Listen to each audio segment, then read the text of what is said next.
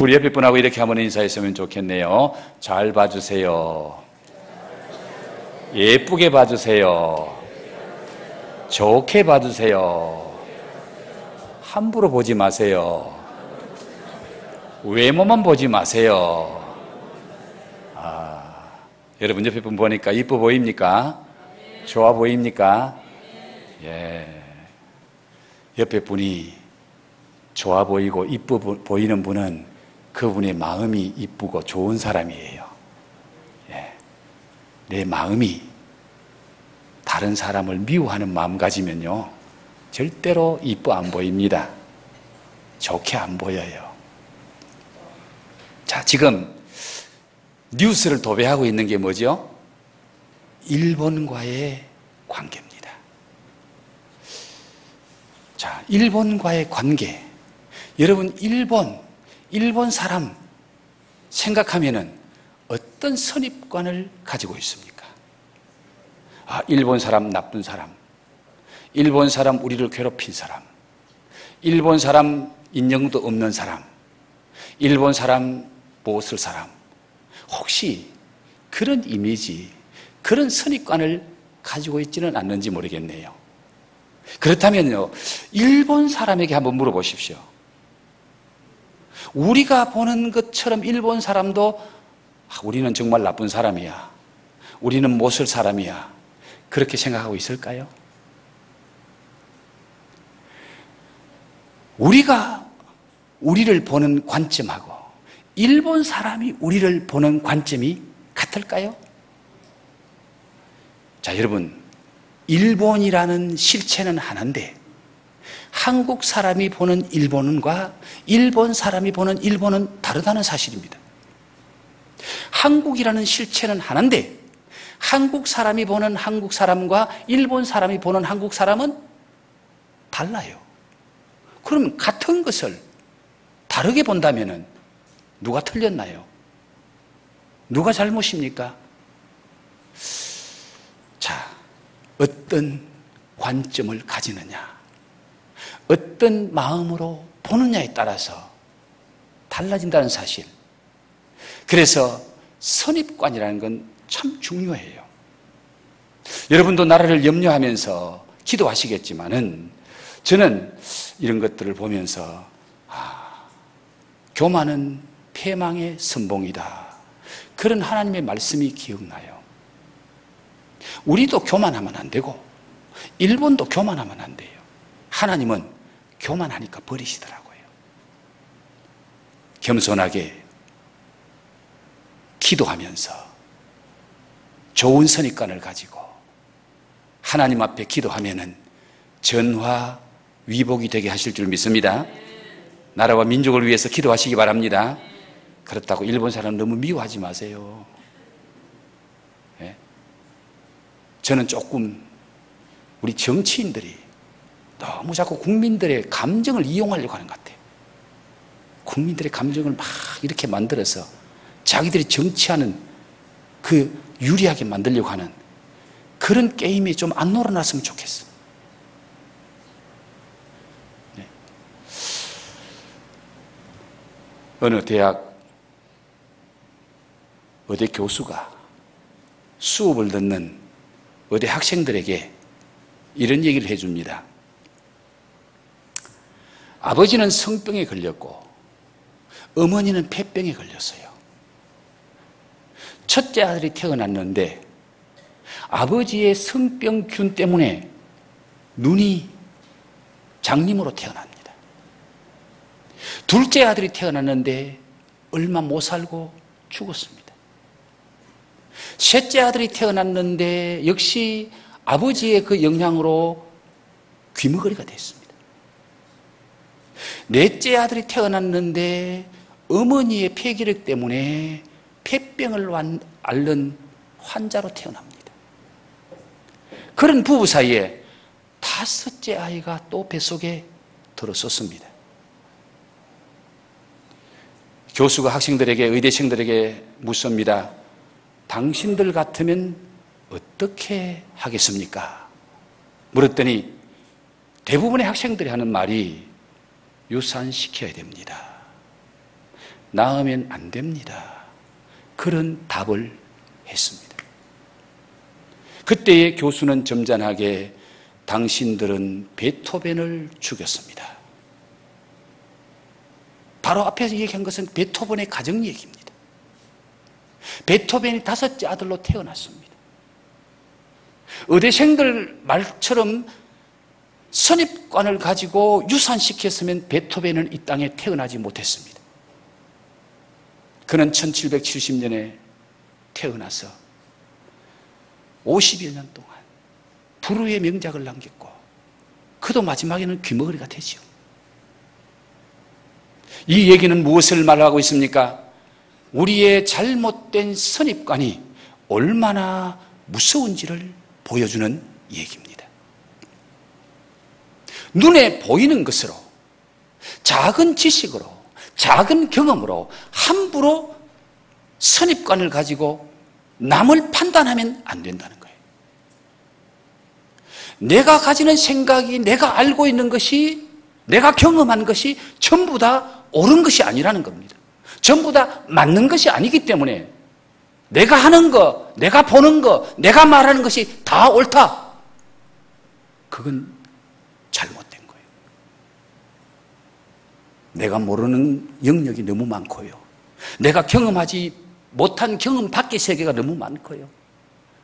내가 알지 못하는 가운데도 놀라운 것들이 너무 많은데 내가 다 아는 것처럼, 내가 다 경험한 것처럼 그렇게 생각하고 그런 선입관을 가지고 다른 사람을 보고 판단하면 너무나 잘못될 수 있다는 겁니다. 예수님께서 제자들과 함께 고향을 찾아가셨습니다. 안식일 날 예수님이 오늘처럼 회당에 하나님을 예배하러 모인 많은 사람들 앞에 하나님의 말씀을 전거했습니다. 그때 그 예수님의 말씀을 들은 사람들이 깜짝 놀라면서, 아니, 예수님이 어떻게 저렇게 말씀을 잘하지? 그런데 그들은 그 예수님의 말씀을 듣고 믿음으로 받아들인 것이 아니라 그 말씀을 거부했을 뿐만 아니라 예수님을 배척함으로 가장 많은 은혜와 축복을 받아야 할 그 예수님의 고향 마을 사람들은 모든 축복을 다 잃어버리고 맙니다.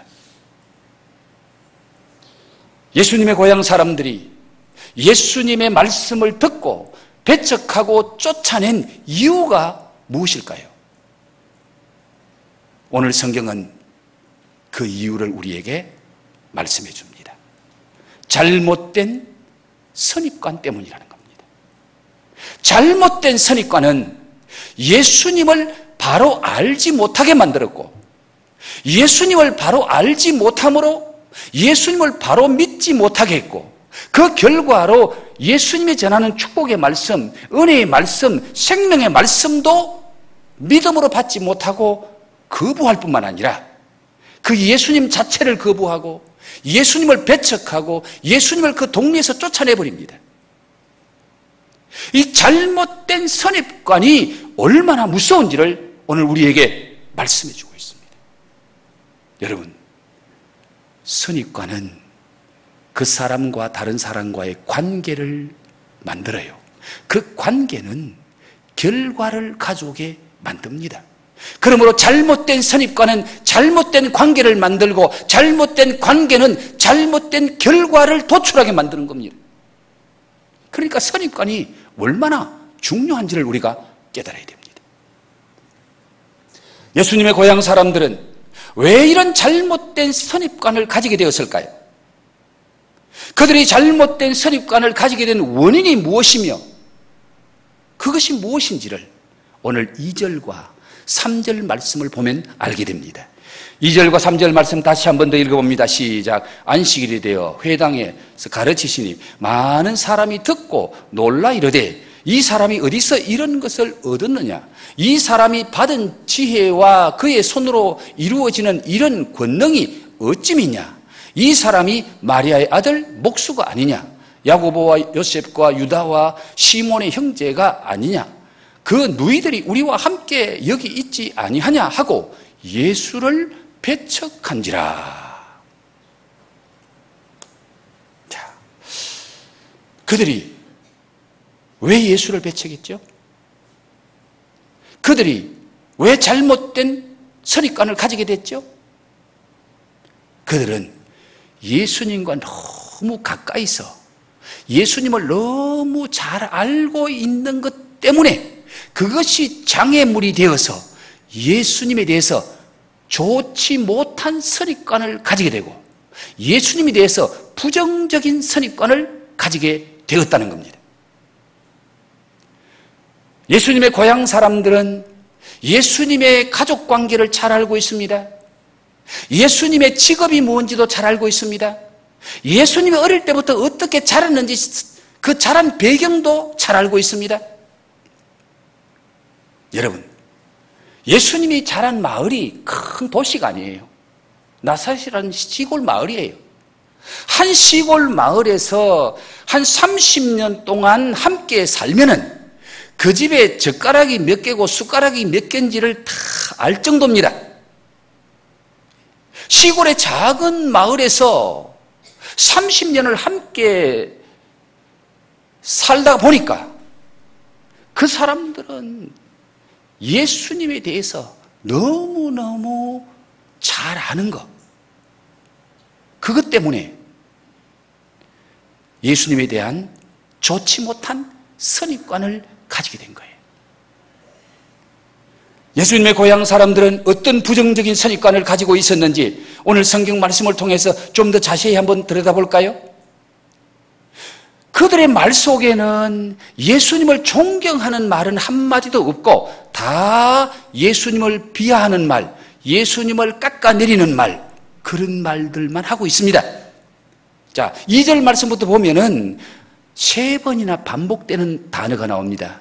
그게 뭐죠? 이 사람이라는 말이에요. 2절 말씀에 이 사람이 어디서 이런 것을 얻었느냐, 이 사람이 받은 지혜와 그 손으로 이루어지는 이런 권능이 어찌 됨이냐, 이 사람이 마리아의 아들 목수가 아니냐, 이 사람이 계속 그들은 누구를 이 사람이라고 말합니까? 예수님을 가리켜서 예수님이라는 말 한마디도 안 합니다. 이 사람이. 자, 여러분, 오늘 예배드리는 우리 믿음의 가족들 향해서 제가 손가락질하면서 이 사람이 이런 사람이야. 이 사람이 이런 말을 해서, 이 사람이 이런 짓을 해서, 그러면 그 이 사람이라는 말이 존대하고 존경하는 말입니까? 아니면 무시하고 멸시하는 말입니까? 그래요. 예수님의 고향 사람들은 예수님을 가리킬 때 이 사람이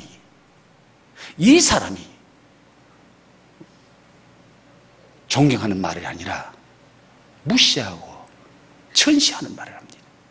그리고 그들이 하는 말이 이 사람이 마리아의 아들 목수가 아니냐. 마리아의 아들. 자, 이 말이요, 아주 예수님을 무시하는 말이에요. 예수님의 아버지가 누굽니까? 요셉이지요. 요셉의 아들 예수가 아니냐 이렇게 말하는 것이 아니라 마리아의 아들 예수가 아니냐. 성경학자들이 요셉은 일찍이 죽은 것으로 봅니다. 왜? 그때에 요셉이 살아있었으면 이 사람 요셉의 아들 예수가 아니냐 그렇게 말했을 텐데 요셉이 일찍 죽고 예수님은 그 집 장자잖아요. 그 오늘 성경에마다 동생들이 여럿이 나오잖아요. 그 동생들을 돌보고 혼자 된 어머니를 모시고 그 예수님이 어린 시절 아버지가 목수였잖아요. 그 목수 일을 배워서 그 일을 하면서 그런데 오늘 마리아의 아들이라. 유대인들이 마리아의 아들이라는 말은 의미가 있는 말입니다. 왜? 그때 당시에 유대인들은 남자와 여자는 하늘과 땅 차이입니다. 남자는 좀 위대하게 보고 여자는 무시하는. 예수님이 그렇게 말씀하신 것이 아니라 그 당시 사회가 그랬어요. 그래서 예수님이 기적을 행하시거나 오병이어 이런 역사를 일으킬 때에 여자는 숫자에 치지 않습니다. 남자만 5,000명이 먹었더라. 여자와 아이는 숫자에도 안 쳤어요. 그만큼 그 당시에 여자를 좀 무시했습니다. 그런데 예수님을 가리켜서 저 마리아라는 여자의 자식이다. 이 말 자체가요, 예수님을 무시하는 거예요. 다른 지역에서는 모르겠습니다. 제가 어릴 때에 경상도에서는 어른들이 욕하는 욕 중에 하나가 호로새끼라는 욕이 있어요. 야, 이 호로새끼야. 야, 이 호로새끼 같은 놈아.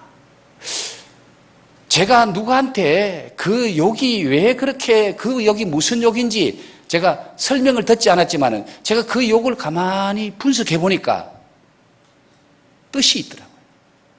홀로 된 자의 자식이라 그 뜻이에요. 홀로 된 자의 자식, 홀로 새끼, 홀로 키운 새끼, 홀로 된 자의 자식. 그래서 남편이 일찍이 세상을 떠나고 여자 혼자 자식을 키우면은 동네 사람들에게 무시를 당하는 거예요. 즉 애비 없는 자식이야. 즉 홀로 된 여인의 자식이야. 그 말이 호로새끼, 홀로새끼. 그게 사람 무시할 때. 저 애비 없는 자식이 저렇게 버릇없이 커서 저놈의 자식 호로새끼야. 그 말이에요. 오늘 마리아의 자식이라, 마리아의 아들이라 그 말이 저 호로 자식이야. 저 호로새끼야. 애비 일찍 죽을 거고 지 마음대로 컸어. 그 뜻이에요. 그러니까 예수님을 얼마나 무시하고 멸시합니까? 그리고 또 마리아의 아들 무엇이 아니냐? 목수가 아니냐? 이 목수가 아니냐 이 말도 무시하는 말이에요. 목수라는 직업이 천한 직업이라는 말은 아닙니다. 목수도 크게 두 종류의 목수가 있어요. 대목수라 그래서 지금 우리나라에서도 한옥을 짓고 큰 이런 집을 짓는 대목수는 굉장히 존경하지요. 남대문 불나고 소각됐을 때에 그걸 복원하는 사람은 아무나 못합니다. 그 대목수가 하는 거예요. 아주 유명한 목수, 한옥 잘 짓는 사람. 그런 사람은요 존경합니다. 그런데 막판 노동판에서 그냥 망치 들고 못질하는 목수는요 사람들이 무시해요. 오늘 여기 목수가 아니냐 그 말은요 예수님을 무시하는 말이에요. 저 예수 옛날 우리 집 질 때 우리 집에 와서 내한테 돈 받고 우리 집 진 사람이야. 저 예수 우리 집 닭장 짓고 계집 진 친구야. 그 말과 같은 거예요. 아주 예수님을 무시하는, 마리아의 아들도 무시하는 말이고 마리아의 아들 목수가 아니냐, 저 별 볼 일 없는 인간이야 그 말이에요. 그리고 또 무슨 말을 하죠? 야고보와 요셉과 유다와 시몬의 형제가 아니냐, 그 형제들 그리고 누이들이 우리와 함께, 그 여동생들이 우리와 함께 있지 아니하냐 하니 하고 예수를 배척한지라. 저 형제들 동생들 우리 동네 같이 안 살고 있나? 그 여동생들도 같이 우리 동네 같이 살고 안 있나? 그런데 저 예수가 뭐야? 그리고 오늘 2절 말씀에도 보면은 이 사람이 어디서 이런 것을 얻었느냐? 어디서 이런 것을 얻었느냐? 이 사람이 받은 지혜와 그 손으로 이루는 이런 권능이 어찌미냐? 이 말도 무시하는 말이에요.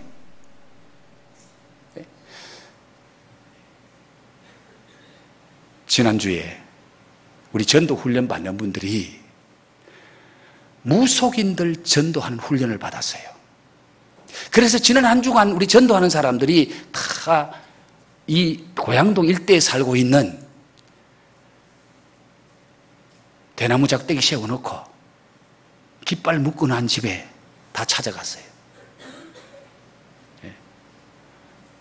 무속인들, 점쟁이 집, 작은 암자, 다 찾아가서 그들에게 복음을 전했습니다. 그런데 의외로 그런 집에 가서 그런 사람들하고 대화를 나눠보니까 우리 동생이 목사입니다. 우리 아버지 어머니 권사 장로였습니다.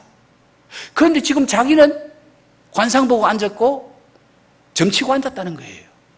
왜? 이게 돈벌이가 됩니다. 먹고 살기 위해서 산다는 거예요. 그러면서 자기도 언젠가는 예수 믿을 겁니다. 지금은 돈 벌으려고 하지만은 나도 앞으로 예수 믿을 거라고 생각합니다. 이렇게 대답하는 사람도 있고요. 또 한 암자에 갔더니 그 암자의 스님이 하는 말이, 석가는 좋은 환경에서 좋은 집에서 태어나서 교육도 정상적으로 받고 많이 배운 어른이다. 그런데 예수는 가난한 집에 태어나서 예수는 배우지도 못하고 무식한 사람이다. 그렇게 얘기를 하더라는 거예요. 그 얘기를 듣고 어떻게 답변했는지는 제가 듣지를 않았습니다. 자, 그 말이 맞아요, 틀려요? 맞습니다. 그 말이 맞아요. 석가는 왕궁에서 태어났어요. 석가는 좋은 환경에서 태어났어요. 공부도 많이 하고 배웠어요. 도를 닦았어요. 예수님은 가난한 집에서 태어나고 말구육간에 태어나고 태어나서부터 살려고 애굽으로 피난 가고 아주 예수는 그래서 고향 마을에서도 녹수하면서 막노동하면서 자랐습니다. 못 배웠습니다. 성경에 예수 어디 가서 배웠다는 말이 없어요. 랍비 찾아가서 유명한 랍비 밑에서 공부 열심히 잘했다. 사도 바울은 가말리엘이라는 그 유명한 선생 밑에서 사사를 받고 교육을 잘 받았다는 말이 나오지만 예수님은 어디 가서 잘 배웠다는 말이 없어요.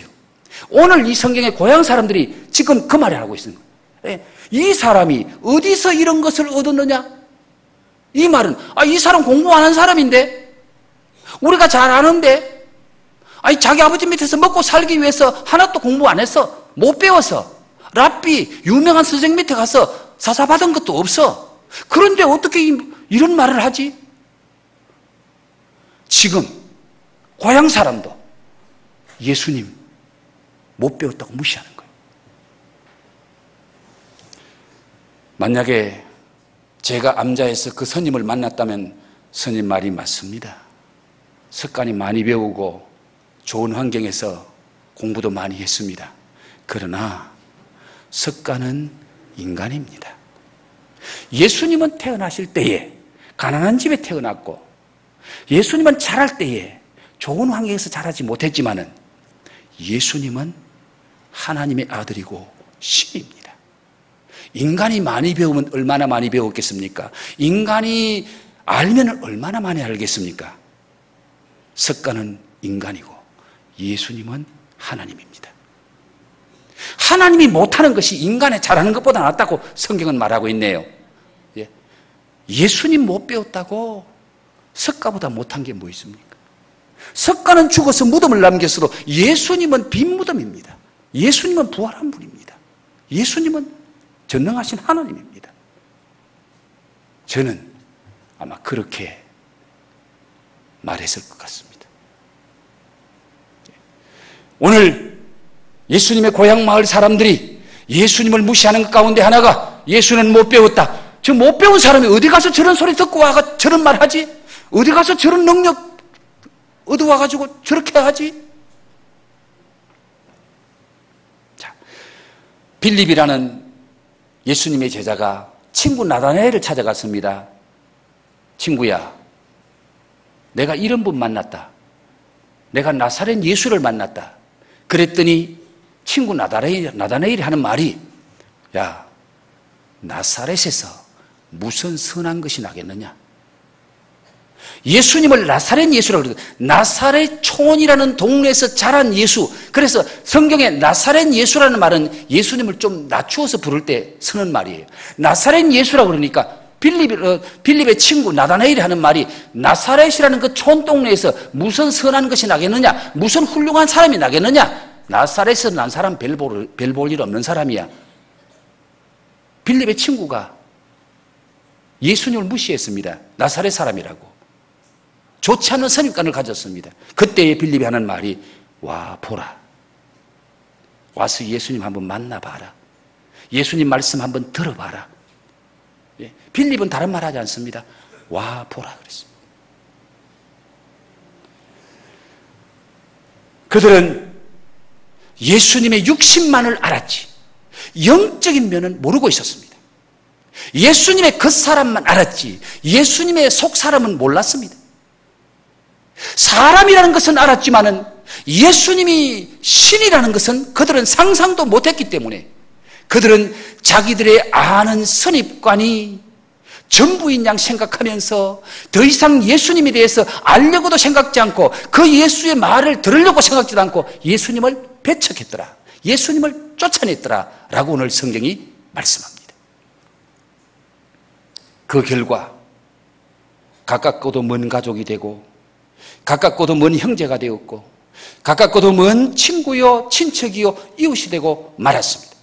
너무 가까이 있었기에 가까이 하기엔 너무나 먼 당신이 되고 말았습니다.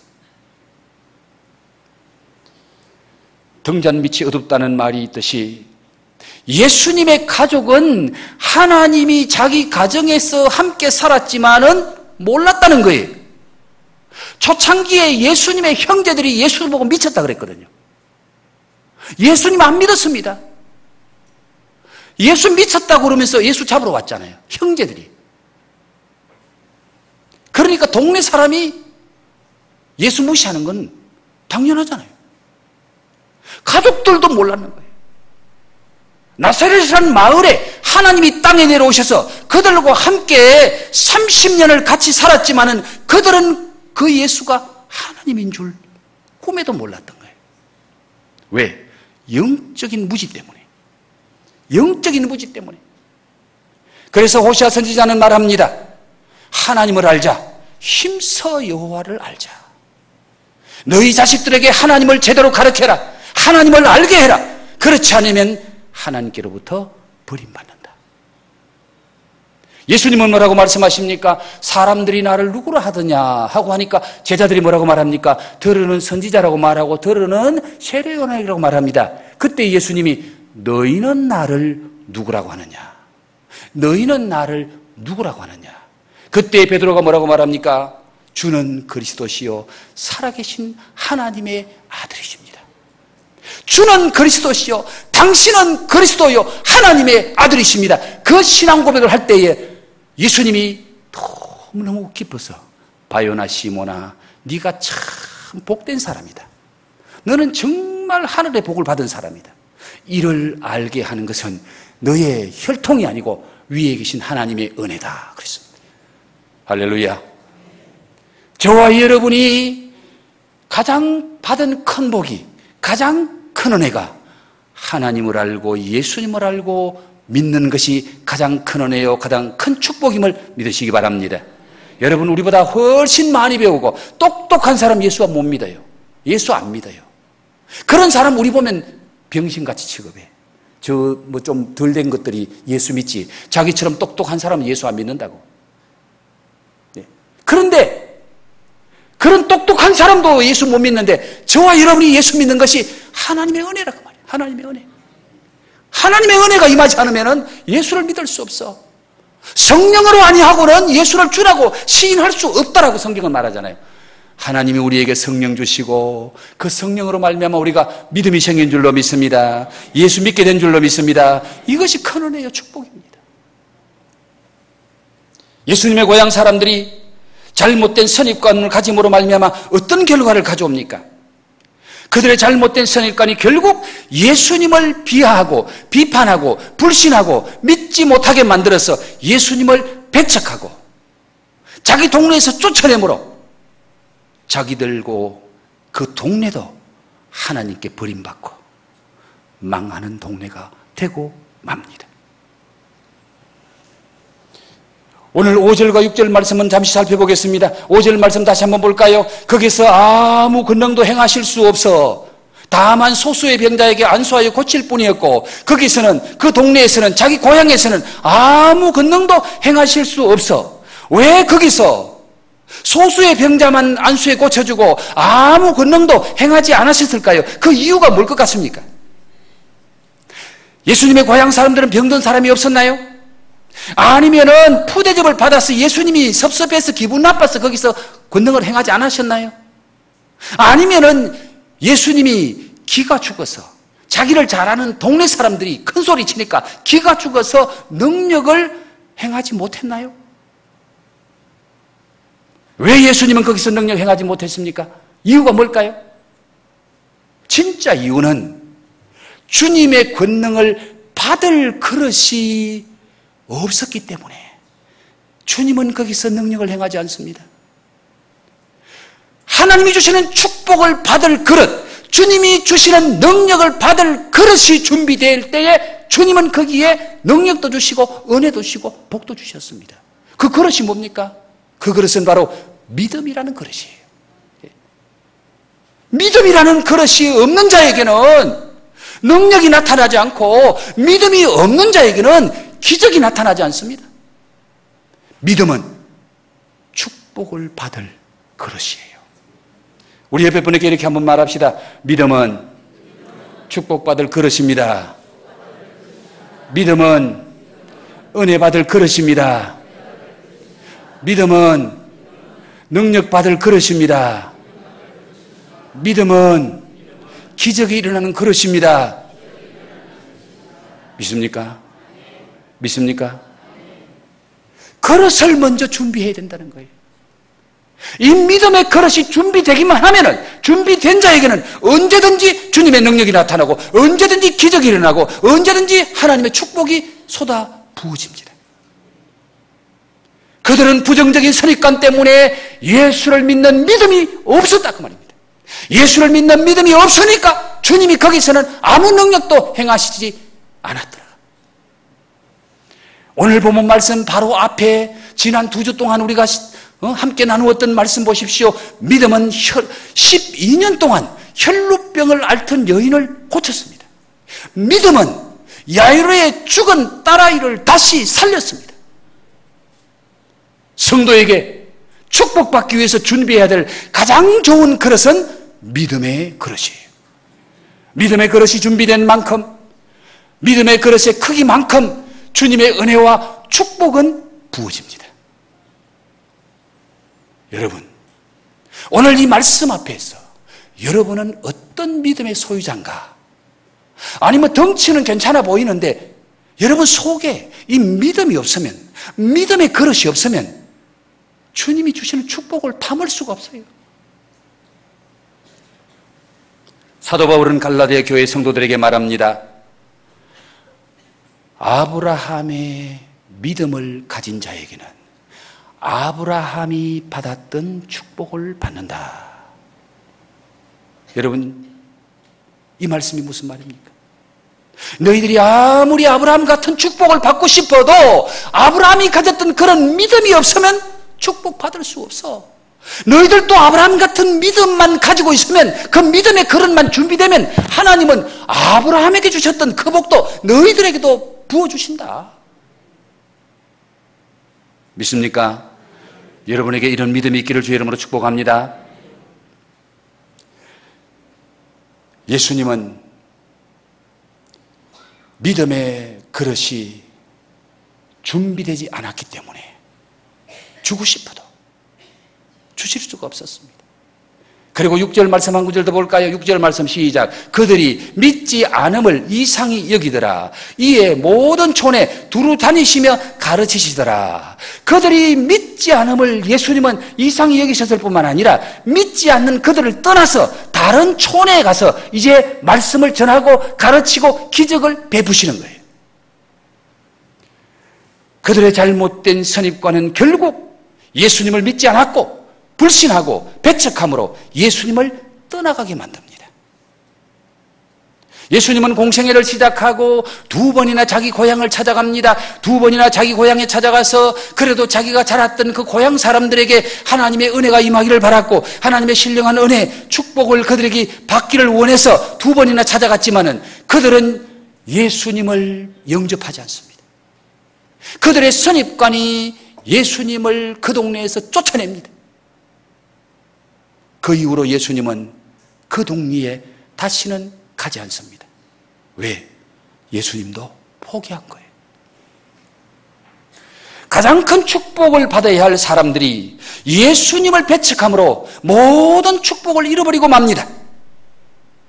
유대민족이 예수님을 배척하고 십자가에 못 박은 그 죄 때문에 유대민족은 디아스포라가 되어서, 다시 말하면 나라를 잃고 떠돌이 백성이 되어서 2000년 동안 나라 없이 세계 곳곳에 흩어져 삽니다. 가는 곳마다 유대인들이 얼마나 멸시천대를 받았는지 몰라요. 왜 유대인들이 그렇게 멸시천대를 받습니까? 예수님을 배척했기 때문에. 예수님을 십자가에 못 박은 죄입니다. 그리고 지금도 그들 땅에 찾아오신 예수를 배반합니다. 유대인들은 지금도 예수를 믿지 않습니다. 여러분, 영화로 만들어졌기 때문에 타이타닉호 잘 알지요? 타이타닉호가 그때의 최고의 호화 유람선으로 만들어졌습니다. 최첨단의 기술이 집약된 호화 유람선이었어요. 거기에 2223명이 탔습니다. 첫 출항을 했습니다. 그들은 이 유람선은 세계에서 가장 최첨단의 최호화 유람선이기 때문에 이 유람선에는 전혀 문제가 없다. 첫 출항하는데 대서양을 가다가 조그마한 빙산의 앞에 하나 나타났습니다. 그런데 그들은 선입관을 가졌습니다. 저 조그마한 빙산 정도야 이 큰 타이타닉호하고는 아무 상관이 없어. 저런 것들은 이 타이타닉호에 영향을 미칠 수 없어. 그리고 그대로 직진하죠. 그런데 그 빙산이 밖에는 조그만하게 보였지만은 물속에는 그보다 100배로 더 큰 빙산 덩어리가 바닷물 속에 있는 거예요. 거기에 배가 부딪히니까 배가 깨어져 버렸습니다. 그 배가 침몰할 때에 700여 명 살아남았고 1517명이 바다의 물에 빠져 죽습니다. 무엇 때문에? 잘못된 선입관 때문에. 저 빙산쯤이야 무시했습니다. 여러분, 히틀러가 유대인을 얼마나 죽이죠? 600만 명을 죽입니다. 왜? 히틀러의 잘못된 선입관과 편견 때문에 유대인들을 600만 명이나 죽여요. 얼마나 무섭습니까? 선입관, 잘못된 선입관, 부정적인 선입관은 이렇게 자기도 망하고 다른 사람도 망하게 하는 이 엄청난 재앙을 가져옵니다. 그러나 잘못된 선입관을 가짐으로 가장 무서운 오판은 바로 예수님에 관한 겁니다.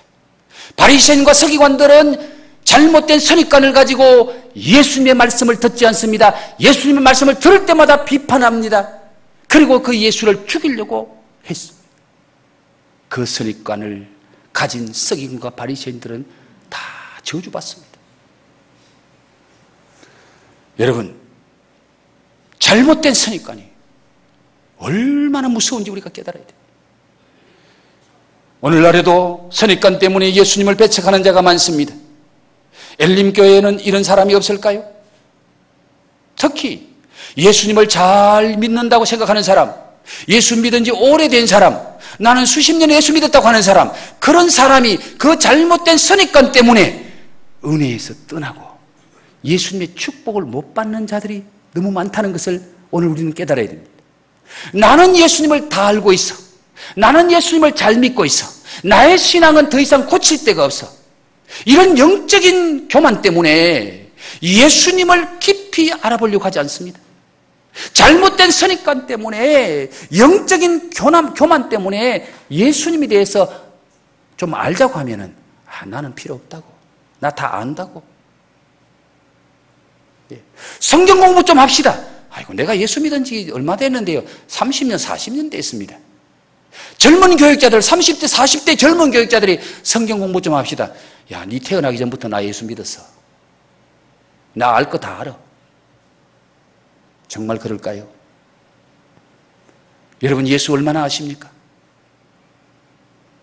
그 잘못된 선입관 버려야 됩니다. 나는 모태신앙이야. 나는 이 교회 장로야. 나는 이 교회 안수집사야. 그 선입관 때문에 저 아래 것들이나 처음 교회에 나오는 것들이나 성경 공부하지 내가 무슨 성경 공부를 해? 여러분, 그런 잘못된 선입관, 교만으로 오는 선입관을 버려야 됩니다. 오늘 교회 안에 그런 사람이 한두 사람이 아닙니다. 설교를 듣는, 예배드리는 자세만 봐도 그래요. 제가 부산에서 목회할 때에 권사님의 아들이에요. 어쩔 수 없이 우리 3층에 올라가서 예배드리는 분이 계십니다. 뭐 아기가 있어 올라가시고 몸이 불편해서 올라가시고 그런 분들 3층에 올라가서 편안하게 예배드리면 좋아요. 그런 분들을 향해서 말하는 건 아닙니다.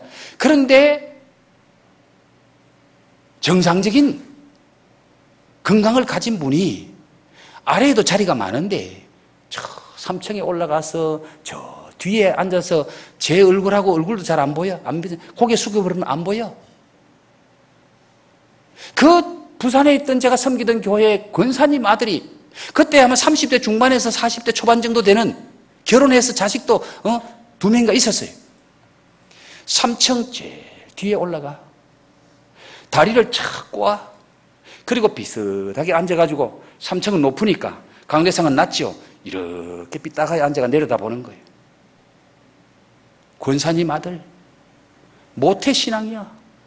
태어날 때부터 그 교회 다녔어. 목사님, 이 교회 오고 몇 년 안 됐잖아요. 나는 이 교회 수십 년 다녔습니다. 벌써 예배드리는 자세가 삐딱해. 설교 듣는데 자세가 삐딱해. 나중에 제가 떠나온 후에 가정이 깨졌다 그러더라고요. 파탄 났다 그러더라고요. 여러분, 오래 예수 믿는 거 자랑하지 마세요. 교회 안에 어떤 직분 받았느냐 그게 중요한 것이 아니고 내가 지금 예수를 어떻게 보느냐가 중요한 겁니다. 내게 부정적인 생각을 가지고 예수 바라보면 아무 은혜 못 받습니다.